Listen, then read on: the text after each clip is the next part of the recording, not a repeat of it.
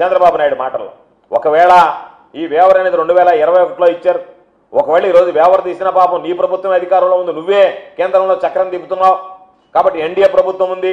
ఆ వేవర్ ఏదైతే ఇచ్చారో ఆ వేవర్ కొనసాగించేటువంటి విధంగా చర్యలు తీసుకుంటే నీ నోటుకుండా వచ్చినట్టుగా ఆ 62,000 కోట్ల రూపాయలు ఈరోజు మనం భరించాల్సినటువంటి అవసరం ఉండదు. కాబట్టి నువ్వు అన్నీ మాట్లాడావు కదా. కేంద్ర ప్రభుత్వానికి సంబంధించి మనం కుదుర్చుకున్నటువంటి ఒప్పందం ఏదైతే సెకీతో ఉందో దాన్ని నీకు ధైర్యం ఉంటే నువ్వు రద్దు చేయగలవా? రద్దు చేస్తాను దాని గురించి విమర్శిస్తున్నావు, ఆపేస్తున్నావు. దాని ఇదిగో నేను రద్దు చేస్తానని చెప్పి నువ్వు మాట్లాడగలవా? కాబట్టి అనేక కష్ట నష్టాలను ఓర్చి విద్యుత్ రంగం ఎన్ని రకాలైనటువంటి కష్టాలు మనం చెప్పాల్సినటువంటి పని లేదు. బొగ్గుకు సంబంధించి ఇబ్బంది పడ్డాం, కోవిడ్లో ఉక్రెయిన్ యుద్ధానికి సంబంధించి ఇబ్బంది పడ్డాం. బొగ్గు మార్కెట్ ఈరోజు మొత్తం మీద అతలాకుతలం చేసి రేట్లు ఏ విధంగా అప్ అండ్ డౌన్స్ వచ్చిందో చూసాం. ఎక్కడన్నా కొందామన్నా కూడా బొగ్గు దొరకనటువంటి పరిస్థితులను మనం ఎదురు చేయి. వీటన్నిటిని చూసి వీటన్నిటిని తట్టుకొని జగన్మోహన్ రెడ్డి గారి ప్రభుత్వం సమర్థవంతంగా విద్యుత్తుకు సంబంధించినటువంటి వినియోగదారుడికి కానీ రైతులకు అందజేయడంలో అడుగులు వేసిందనేటువంటి విషయాన్ని ఈ సందర్భంగా నేను గుర్తు చేస్తున్నాను. గత ఆగస్టు నెల చూసాం. సాధారణంగా ఆగస్టు నెల వచ్చేటప్పటికి ఎండాకాలం విద్యుత్ వినియోగం ఎక్కువ ఉంటుంది. ఆగస్టు నెల వచ్చేటప్పటికి తగ్గుముఖం పడుతుంది. దాని ప్రకారం మనం అంచనాలు తయారు చేసుకున్నాం.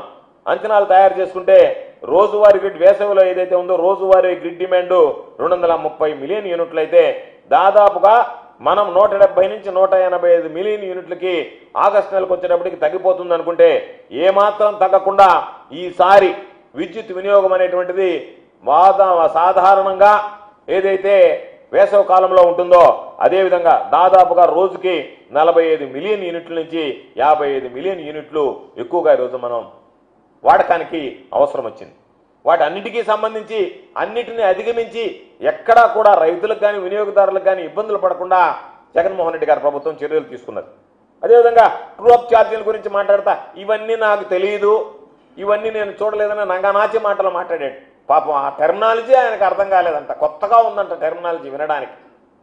ట్రూ అప్ ఛార్జీలు అనేటువంటిది తమరే పాపం మర్చిపోయారా లేకపోతే మతిమరుపుతో బాధపడతా ఈ విషయాన్ని కన్వీనెంట్గా పక్కన పెట్టారా?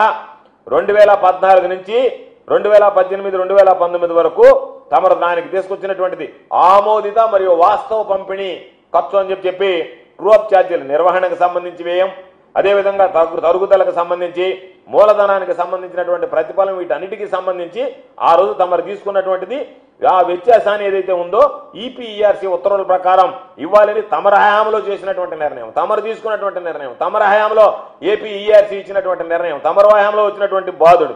కాబట్టి నువ్వు మన ఎన్నికల్లో చెప్పావు ట్రూ అప్ ఛార్జెస్ అన్నీ కూడా నేను దాదాపుగా ఎత్తివేస్తానని చెప్పావు. మేము అడుగుతున్నాం ఈరోజు ట్రూ అప్ ఛార్జీల గురించి మీడియా అడిగితే దానిని తీసివేస్తాననేటువంటి మాట మాట్లాడకుండా దాటవేశావు. అన్ని విషయాలు ఏ విధంగా మాయ చేస్తున్నావో మోసం చేస్తున్నావో అదేవిధంగా ఇది కూడా మోసం చేస్తున్నావు మాయ చేస్తున్నావు అనేటువంటిది అర్థమవుతుంది. కాబట్టి ట్రూ అప్ ఛార్జెస్ని ఏదైతే ఎలక్షన్ టైంలో నేను తీసేస్తానని చెప్పావో దాన్ని తీసేసేటువంటి పరిస్థితి ఉందా? తీసేస్తావా? తీసివేయడానికి సిద్ధంగా ఉన్నావా? దానికి సంబంధించి స్పష్టంగా సమాధానం చెప్తే బాగుంటుంది. కాబట్టి దాదాపుగా మనం ఒక్కసారి చూస్తే ఈరోజు ఈ ప్రభుత్వం మొత్తం 2014 నుంచి 2019 వరకు నువ్వు ఉంటే నీ పదవి కాలంలో 5 ఏళ్లలో ఏపీఎస్పీడీసీఎల్కి సంబంధించి 13,255 కోట్ల రూపాయలు మాత్రమే సబ్సిడీ రూపంలో నువ్వు ఇవ్వగలిగావు. అంతకుమించి ఇవ్వలేకపోయావు.